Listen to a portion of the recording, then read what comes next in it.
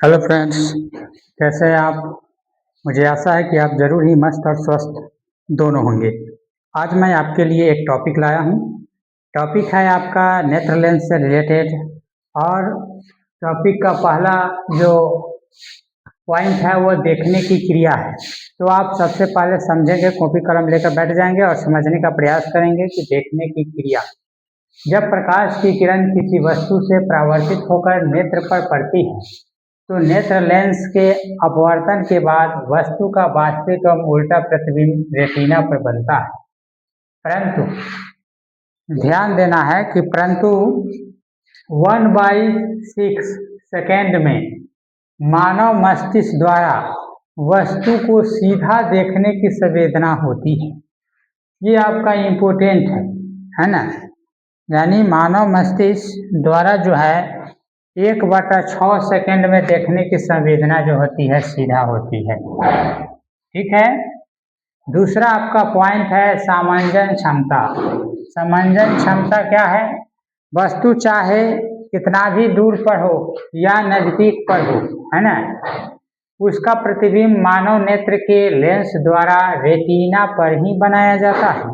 ये तो आप गांठ बांधकर दम दिमाग में बैठा लीजिए कि सामंजन क्षमता ये जो कह रहा है कि वस्तु कितना भी दूर हो या नजदीक हो उसके प्रतिबिंब, है ना, यानी उसका प्रतिबिंब जो है मानव नेत्र के, है ना, लेंस द्वारा रेटिना पर ही बनाया जाता है।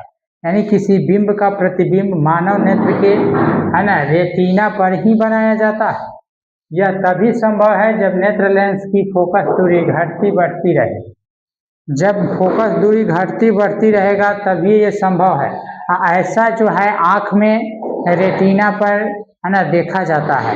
रेटिना पर ही ऐसा होता है या रेटिना में ही ऐसा संभव है। ठीक है।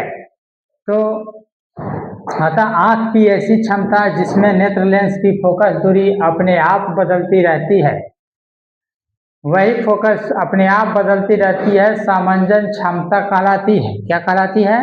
सामंजन क्षमता।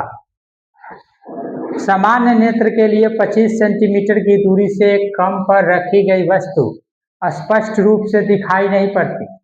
अतः स्पष्ट दर्शन की न्यूनतम दूरी 25 सेंटीमीटर होती है, जबकि दूरतम बिंदु अनंत पर होती है।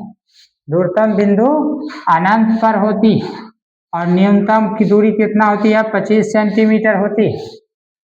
अतः स्पष्ट दर्शन की न्यूनतम दूरी से लेकर अधिकतम दूरी के बीच दृष्टिपरास या दृष्टि विस्तार को हम लोग दृष्टिपरास कहते हैं या दृष्टि विस्तार कहते हैं।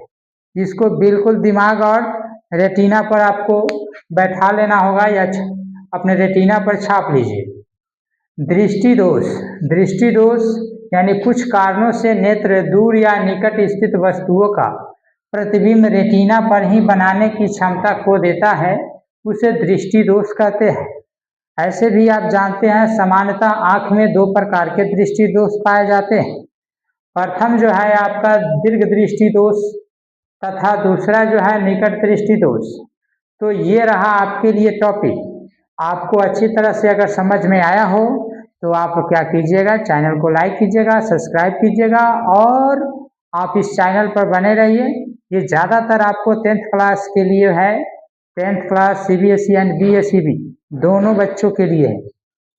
और ज़्यादा से ज़्यादा आप कीजिएगा, शेयर कीजिएगा अपने दोस्तों के बीच और दोस्तों से भी लाइक सब्सक्राइब कराइएगा। इतना तो आपका बनता है। That's all. Thank you.